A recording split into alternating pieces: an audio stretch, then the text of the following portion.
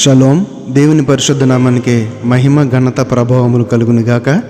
మన ప్రభువును రక్షకుడైన యేసుక్రీస్తు యెహోవా మెస్సీయ నామంలో యెహోవా మెస్సీయ ఆత్మీయ కుటుంబ సభ్యులందరికీ నా హృదయపూర్వక వందనాలు, ఉదయకాలపు శుభాలు తెలియజేస్తున్నాను. దేవాతి దేవుడు గడిచిన దినమంతా ఆయన సజీవమైన రెక్కల చాటున కాచి కాబడి సజీవుల సంఖ్యలో ఉంచి మరొక రోజును చూచే కృపనిచ్చినందుకై దేవాది దేవునికి కృతజ్ఞతాస్తుతులు.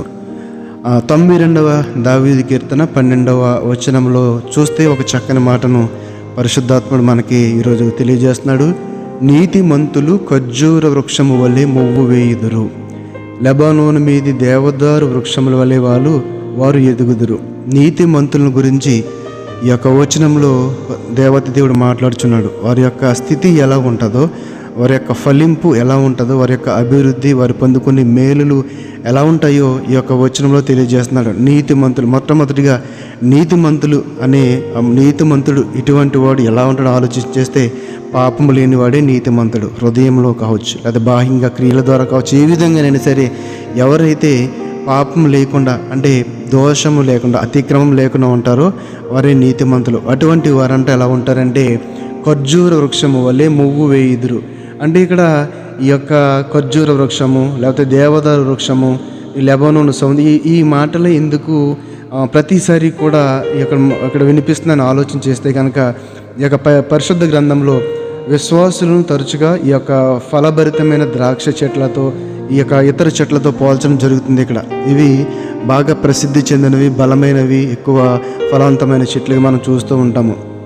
అయితే ఈ యొక్క నీతిమంతుల గురించి లేదా న్యాయవంతుల గురించిన సత్యాలను ఇక్కడ గమనిస్తే కనుక వారు ఆధ్యాత్మికంగా ఎదుగుతూనే ఉంటారు. మొట్టమొదటిగా నీతిమంతుడు అంటే పాపం లేనివాడని చెప్పుకున్నాము. దానికి తగ్గట్టుగా అటు ప్రతిరోజు కూడా ఈ యొక్క సత్యంలో ఆధ్యాత్మికంగా దేవునితో సంబంధము కలిగి నడుస్తూనే ఉంటాడు, ఎదుగుతూనే ఉంటారు. అయితే దేవుని ఇంట్లో నాటబడిన వారిగా ఉంటారు. దేవుని ఇంట్లో నాటబడటం అంటే మన యొక్క క్రియలన్నీ కూడా వాక్యానుసారముగా దేవునికి ఇష్టమైన రీతిగా ఆయన అధికారం చొప్పున జరుగుతూ ఉంటాయి. అయితే మరంటే వారి పేర్లు పవిత్రమైన నేలలో పాతుకొని దేవుని సహవాసంలో పవిత్రమైన వాతావరణంలో పెరుగుతూ ఉంటారు. కాబట్టి ఈ యొక్క చెట్లతో పోల్చడము జరుగుతుంది. కాబట్టి అంటే వృద్ధాప్యంలో కూడా వారు ఆధ్యాత్మికంగా చురుకుగానే ఫలవంతంగానే ఉంటారు. వారు ఇచ్చే సందేశంలో సారాంశం తన సొంత నీతి నేల కాదు, కానీ దేవునివే.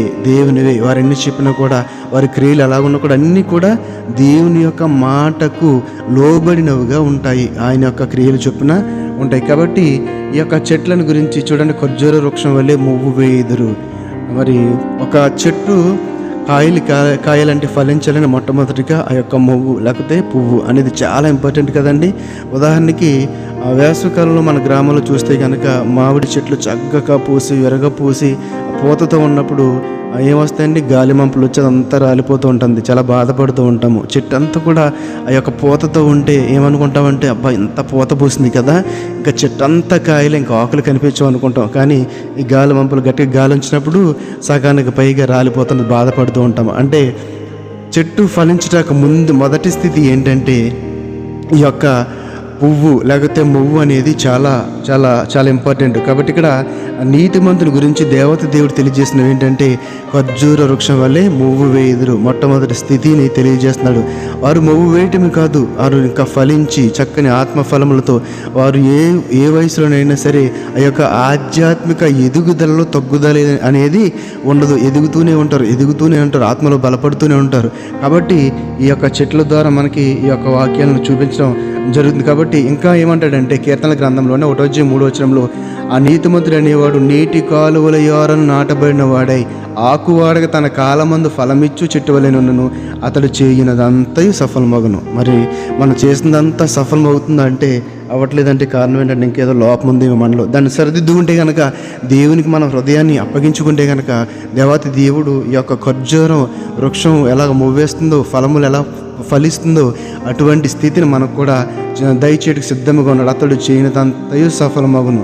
ఎవరంటే ఎవరైతే దుష్టులు ఆలోచన చొప్పున నడవకుండా, పాపుల మార్గం నిలవకుండా, అపహాసకులు కూర్చున్న చోటను కూర్చుండకుండా, అనగా సాతాను సంబంధమైన మనుషులతో, సాతాను సంబంధమైన క్రియలతో, సాతాను సంబంధమైన ఆ యొక్క ఆలోచనలతో లేకుండా ఆధ్యాత్మిక సంబంధమైన క్రియలతో, ఆధ్యాత్మిక సంబంధమైన ఆలోచనలతో దేవునికి అంటకట్టబడి ఆయన గృహంలో నివసించడానికి ఇష్టపడితే కనుక పరిశుద్ధాత్మ దేవుడు మనందరికీ కూడా మనం చేయనిదంతా కూడా సఫలం చేస్తానని ఈ మాట ద్వారా తెలియజేస్తున్నాడు. కాబట్టి మనమందరం కూడా దేవుని యొక్క మాటకు లోబడి ఆయన యొక్క అధికారం క్రింద బ్రతుకుదాం. అప్పుడే దేవాదేవుడు మనందరినీ కూడా నీతిమంతులుగా తీర్చి ఆ యొక్క నీతిమంతుల జీవితము ఎలాగైతే ఖర్జూర వృక్షం వల్లే, లెబానోను వృక్షం వల్లే, దేవదారు చెట్ల వల్లే ఎలాగ బలముగా ఉంటుందో, చక్కని ఫలవంతంగా ఉంటుందో, అలాగే మనల్ని కూడా ఆయన చేయడం సిద్ధంగా ఉన్నాడు. కాబట్టి మన యొక్క జీవితాన్ని ఆయనకి సమర్పించి ఆయన మాట చొప్పున మనం బ్రతుకుదాం. ఈ మాటను బట్టి దేవాతి దేవుడు మన ఆత్మలను బలపరిచి స్థిరపరచును గాక. ఆమేన్.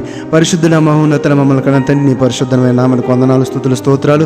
నాయన ఈరోజు ఒక చక్కని మాట ద్వారా మమ్మల్ని బలపరిచిన ప్రభువా, నాయన మేము నీతిమంతులుగా ఉంటే మేము చేసేదంతా కూడా సఫలం చేస్తామని నాయన మాకు తండ్రి ప్రభువా ఈరోజు తెలియజేశారు తండ్రి ప్రభువా. అవును ప్రభు, మా జీవితాన్ని మీకు సమర్పించుకొని ఒక ఖర్జూర వృక్షం వల్లే, దేవదారు మ్రాను వల్లే, లెబానోను తండ్రి ప్రభు వృక్షం వల్లే తండ్రి ప్రభువా మేమందరం కూడా ఫలించటానికి బలమైన వారుగా, స్థిరమైన వారు ఉండి కృపను దయచేయమని, సాతాను యొక్క ఉచ్చులలో నుండి విడుదల కలిగించమని, ప్రతి విధమైన దుష్టాత్మను, దురాత్మను, పాపమును, చీకటిని తీసివేసి జీవపు వెలుగుతో నింపమని నజరేయుడైన యేసు మెస్సీ నామములో ప్రార్థన అడిగి వేడుకొనుచున్నాము తండ్రి. ఆమేన్, ఆమేన్. షలోం, షలోం.